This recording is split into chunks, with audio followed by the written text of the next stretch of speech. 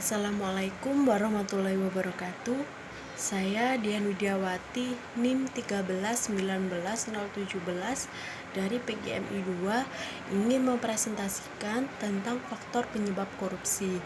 Nah, pengertian korupsi itu sendiri ialah penggelapan uang negara atau perusahaan untuk keuntungan pribadi yang merugikan orang lain atau suatu tindak pidana yang merugikan banyak pihak. Nah, di sini faktor penyebab korupsi ialah yang pertama, kurangnya gaji atau pendapatan pegawai negeri dibandingkan dengan kebutuhan yang makin hari semakin meningkat. Yang kedua, kebutuhan yang sangat mendesak.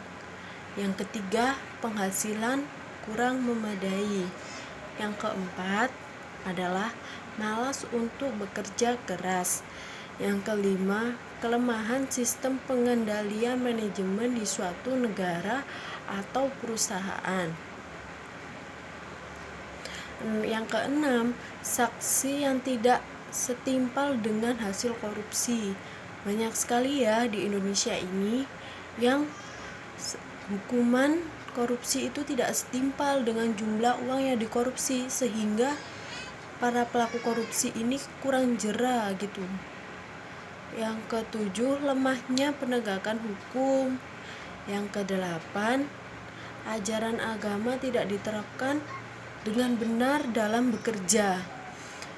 Seseorang harus menerapkan sikap jujur di dalam setiap bekerja. Nah, para koruptor ini sama sekali tidak menghiraukan tatanan agama yang mereka anut. Jadi mereka tidak memikirkan dosa sehingga lebih mudah untuk melakukan tindak korupsi ini.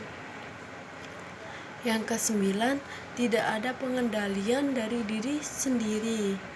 Dia menuruti hawa nafsunya gitu.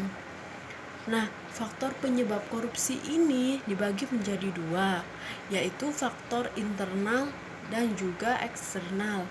Nah, faktor internal ini yang berada di dalam diri mereka sendiri, yaitu seperti sifat tamak, serakah, dan menuruti hawa nafsunya untuk selalu ingin hidup mewah. Itu juga termasuk faktor internal. Yang kedua, gaya hidup konsumtif.